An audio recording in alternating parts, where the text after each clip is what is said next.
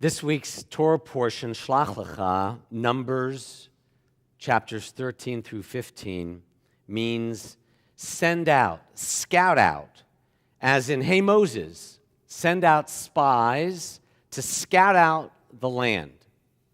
So Moses chooses 12 spies, one from each of the tribes, to bring back a report about the land and the people of Israel. After 40 days, in the land flowing with milk and honey, figs, pomegranates, and clusters of grapes, which would eventually form the logo on the Manischewitz bottle, if you've ever seen those two guys.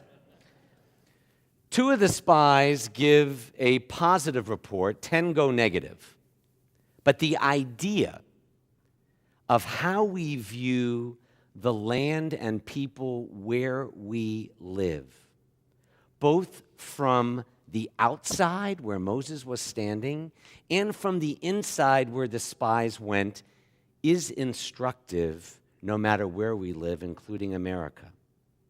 It hit me on the treadmill in a Hong Kong hotel where I couldn't sleep following the long flight over there, visiting the Jewish community and synagogue there last year. There I was, an American, watching a very high-level talk show in Europe. It was from Europe and Hong Kong, trying to understand America and guns.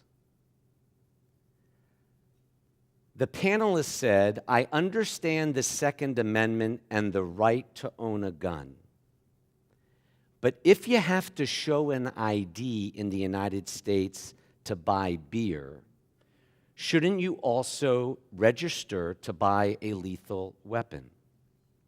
When you look at our nation from either Moses' vantage point outside the land of Israel or from a scout observing the society on the inside, anyone who says that America does not have a gun violence problem is in denial. To be clear, this is not a sermon on the Second Amendment. Despite the fear and propaganda of the government taking people's guns away, the Supreme Court has ruled and assured that you cannot do that. This sermon also is not an attack on NRA members. Most NRA members join the NRA because of the benefits, discounts, firing ranges, other benefits, but most people, whether they're NRA members or not, are completely unaware that the thousands of mostly men on America's terror watch list could not board a plane, could not get on a plane for July 4th this weekend, but could still legally buy guns because of legislation that was passed protecting private gun sellers and purchasers of guns from having to register their weapons or even reveal themselves. And as a result, America has more gun stores than it does McDonald's and Starbucks combined. It's a fact. This past week, I sat with Memphis parents whose kids were gunned down like the children at Sandy Hook Elementary and the people at the movie theater in Aurora, Colorado. This was not a political event. I sat next to a registered Republican. I went as the Jewish representative to a Moms Demand Action for Gun Sense in America. It was a viewing of the documentary Under the Gun, narrated by Katie Couric. I urge you to watch it. Perhaps the most eye-opening segment in this movie is the quick outline of the NRA's 145-year history. Did you know that the NRA was created to promote firearm safety and marksmanship improvement?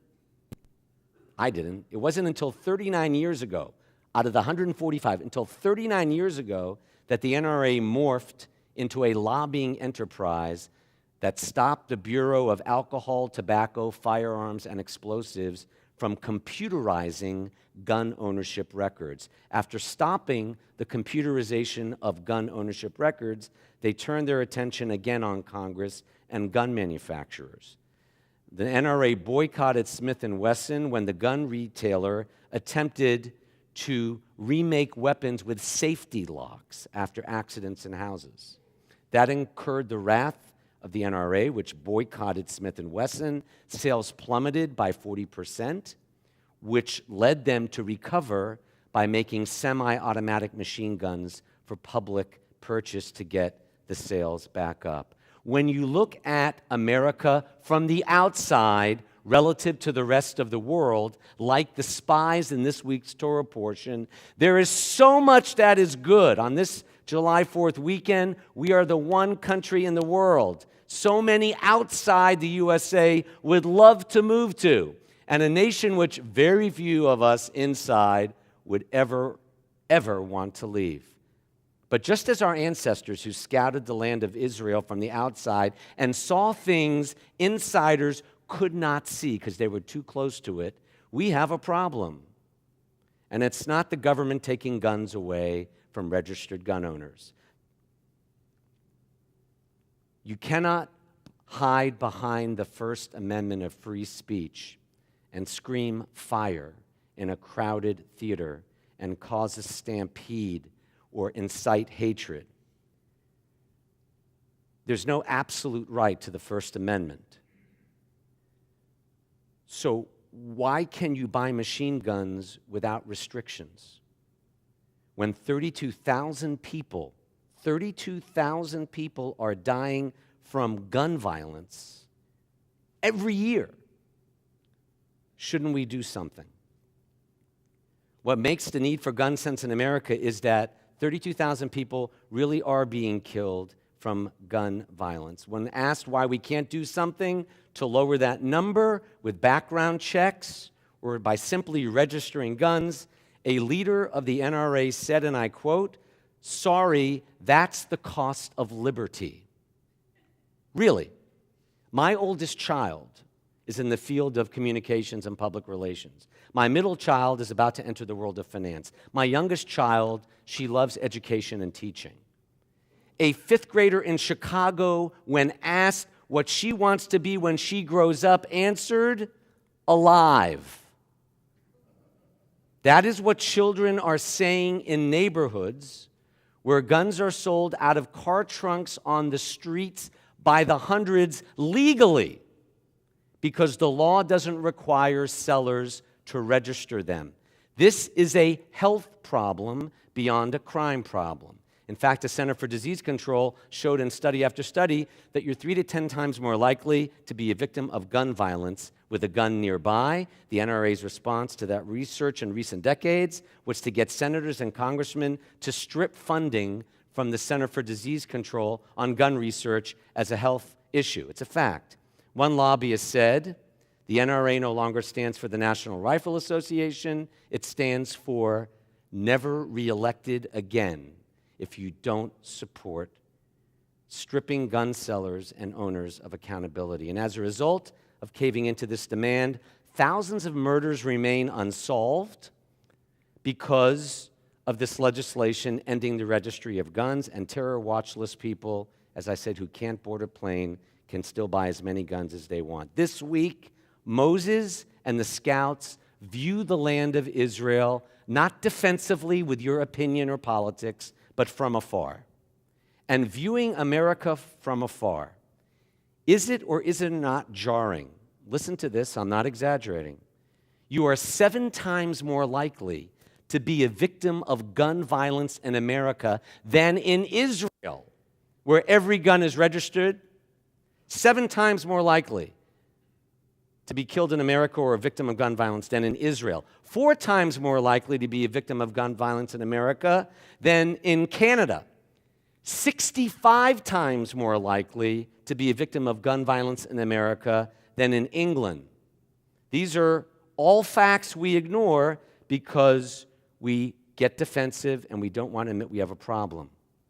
There is legislation Senator Richard Blumenthal has proposed which would prohibit a licensed gun dealer from selling a firearm to an unlicensed person before their background check is completed. In other words, if a background check is not complete, then the sale doesn't go through. Currently, you can sell automatic machine guns when a background check is not complete with as many rounds of ammunition as the unregistered person wants.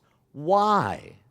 Why can't we improve background checks on gun sales if we Jews come from a tradition which says in the Torah, do not stand idly by while innocent people and innocent blood is shed? We may not be able to be as safe in America from gun violence as citizens are in Israel. But even if you're 4 times likelier to get hit by a bullet versus 7 times, isn't that better? Or if you're 30 times likelier to get hit by a bullet versus 65 times in England, or even if you're 2 times likelier to be a victim of gun violence in America versus Canada. We hear over and over again the myth of the good guy with the gun. That if everyone had guns, we'd be able to take care of the bad guys. I'm not going to make you read the American Journal of Medicine, but let me just quote to you from the most recent studies from Harvard, Yale, Stanford, Johns Hopkins, the University of California. Scientific studies suggest that the health risk of a gun in the home is greater than the benefit. No credible study indicates otherwise. The evidence indicates that the cost of having a gun in the home widely outweigh the benefits. It's fine if you have a gun in the home, just know the study. In fact, in 2013, a Pew Research survey found that 48% of gun owners say the main reason they own a gun is for protection. That's why people own guns now, 48. 10 years ago, the same percent, 48%, said they owned a gun mostly for hunting.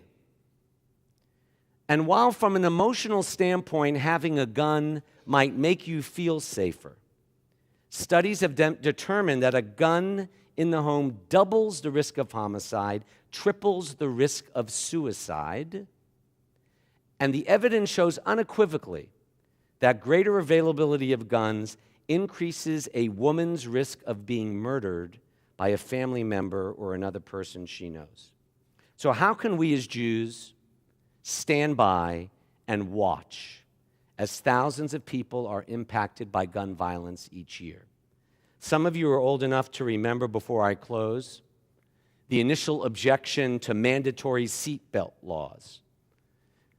It won't stop all car deaths, opponents said, just as, and again, not most gun owners, a very small percentage of ideologues are saying making people get a background check or closing the loopholes on these private sellers wouldn't have stopped the carnage at Sandy Hook or the movie theater in Aurora. That's true. Requiring seatbelts alone will not reduce car deaths, nor will background checks alone, or having to fill out a form to buy a gun versus buying it on the street legally. That will not end all deaths either. But as you go home tonight, think about this as you get in your car. After 40 years of safety regulations, we have seatbelt laws, airbags, speed limits. Did you know that in the last 40 years, we have reduced the carnage on the roads by 80% in the past 40 years? The unchecked, unregistered avalanche of guns in society the past 40 years has led to an increase of gun-related deaths from a few thousand to, now you know, 32,000. When is enough enough? Can't we have common sense legislation, no matter what your politics, and bring down needless deaths even a little? Isn't the right of an innocent 5th grader to live as great as a terrorist suspect hiding behind the Second Amendment to own a gun?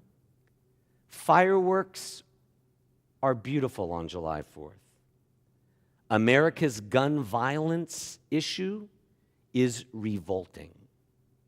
We can and we must do better. It really is a matter of life and death. Amen.